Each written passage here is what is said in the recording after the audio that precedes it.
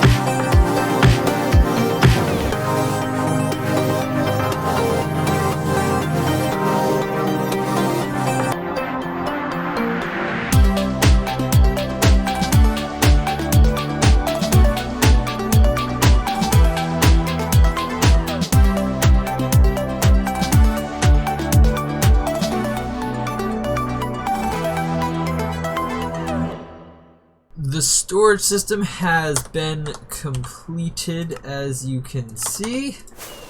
Although I haven't configured any of the item filters or anything like that yet. This is just the actual storage system itself and pretty much the interior for this building. I'm not that good at interior design, but I still think it looks good at least.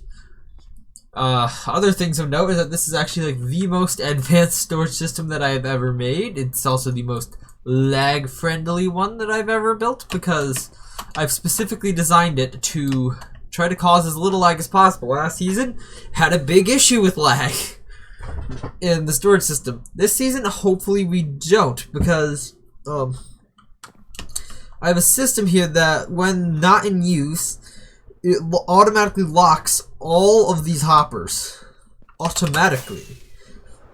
And it does that by pretty much when an item comes through this hopper here, it activates these pulse extenders here, which unlocks them for I think it's actually longer than the duration it'd take for them to get from all the way there to here to down to the chest at the bottom.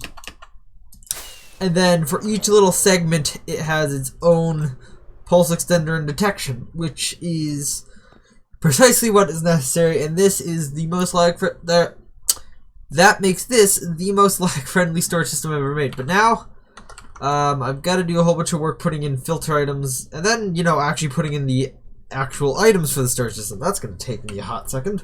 The storage system has been completed, as you can see. Although I haven't configured any of the item filters or anything like that yet. This is just the actual storage system itself and pretty much the interior for this building. I'm not that good at interior design, but I still think it looks good at least. Other things of note is that this is actually like the most advanced storage system that I've ever made. It's also the most lag-friendly one that I've ever built because I've specifically designed it to try to cause as little lag as possible. Last season had a big issue with lag in the storage system. This season, hopefully we don't, because I have a system here that when not in use, it automatically locks all of these hoppers automatically. And it does that by pretty much when an item comes through this hopper here, it activates these pulse extenders here, which unlocks them for I think it's actually longer than the duration it'd take for them to get from all the way there to here to down to the chest at the bottom. And then for each little segment, it has its own pulse extender and detection, which is precisely what is necessary. And this is the most that makes this the most lag-friendly storage system I've ever made. But now, I've got to do a whole bunch of work putting in filter items, and then, you know, actually putting in the actual items for the storage system. That's going to take me a hot second. Storage system has been fully configured and everything has been placed into the system here. All the filters have been run, and I've also already moved all the items from the old storage system over here to the new one. So this is officially our bases now. However, I will say that there may or may not have been a few oversights and blocks and stuff that was not included in the in the usage of the system. So I will probably end up sorting some of these things out and putting them in other chests off to the side behind the walls here, just because I don't want these two miscellaneous chests here to kind of just be completely full of that for, well, no particular reason. But yeah, so we are now fully set up for this to be the storage system. I have also put a bed over here for me to sleep in, along with the staircase that I can use when I inevitably die and have to get out of here, although getting out of the hole will be a little bit of a challenge. I should put an ender chest over there. Let me do that. But yeah, that should theoretically wrap up the storage system for now. I also will eventually, I think, take these giant empty corners and turn them into like offices, or in the case of this corner here, my house. But yeah, that's gonna do it for the storage system for now. You may recall that in the last episode, I built this super smelter, but I never really fueled it up or even put it to the test because, well, I didn't have any fuel. However, I found a fuel that I can use. I mean, it's a decent fuel, but it has horrible fuel retention because it's lava. I did find that the buckets do actually get sucked out of the furnaces, so I can use it. Just get a ton of buckets, go into the nether, collect a ton of lava. This thing takes a ton of buckets just to stock it up, and it's very bad in terms of fuel economy, I guess you would say, because, I don't know, to go through, what is it, 680 fuel, or 6,800 fuel, it takes 68 buckets of lava. But whatever, you know what I'm saying. It takes 1 bucket of lava per lit furnace, and each one smelts 100 items. It's in no way economical, but I need a whole bunch of smooth stone, and I don't want to dip into my stone reserves, so I'm gonna get it via just smelting up to cobblestone. So I might go through a good chunk of the fuel while doing this. Anyhow, smelting has concluded, and most of the fuel has been chewed through in the super smelter for just this amount of smooth stone, straight from cobblestone though, so that's a pretty good deal. But anyhow, what I'm gonna now use this for is to pretty much build some, what I would call plazas around the sides of this building, and also the sidewalk for the future road that we're gonna put around here. So, gonna get into that.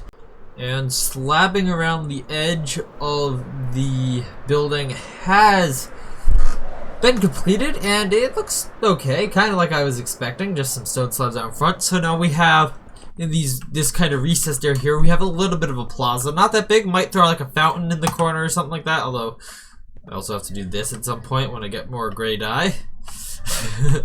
But yeah, now what I'm gonna do is I'm actually gonna do something that's effectively starting the roads, which is just gonna put some glowstone around the outside of it, mainly just so that I can jump up, but that will eventually be a part of the road. Not now though, because I don't have materials for that. I also don't have nearly enough glowstone. I also made way too much smooth stone, but it'll be used in the future anyway. So yeah,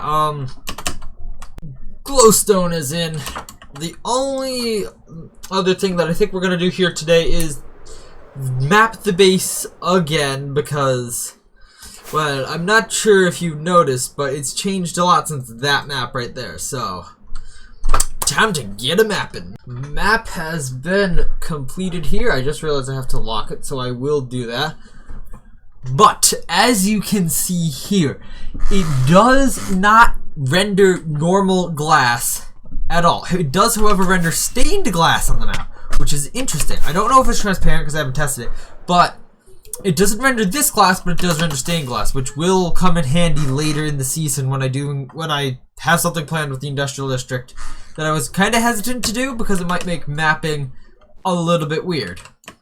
But that could be an interesting tool. You can still kind of see the smiley face down there. Anyhow, yeah, so this is the base on the map. It looks interesting. And it will look more interesting. Now I gotta go lock this. Okay, so after watching back that last clip, I just realized that I mapped my Season 2 base just fine, and that had a giant glass dome over it. Gosh, I'm such an idiot. Anyhow, yeah, I've locked all the maps here, and I've also put this to tell me what episode it is. I really wish I'd actually done that. I mean, I really could just go back and like look at what episode I did this map in, or the first one in. But yeah, whoopsies, I really just kind of forgot about Season 2's mapping. You know, it's not just something I usually think of, especially since I didn't do it at all last season. But anyway, guys, I'm gonna have to say thank you all for watching. Hope you enjoyed. Please make sure to like and subscribe. In the next episode, we will be building an industrial scale wool farm that will outcompete the entire competition that definitely exists. So yeah, stay tuned for that in about a week. But like I said, thank you all for watching. Like, subscribe, and I will see you all. Or join the Discord, linked in the description, and I will see you all in the next episode of Coolcraft Season 4. Bye!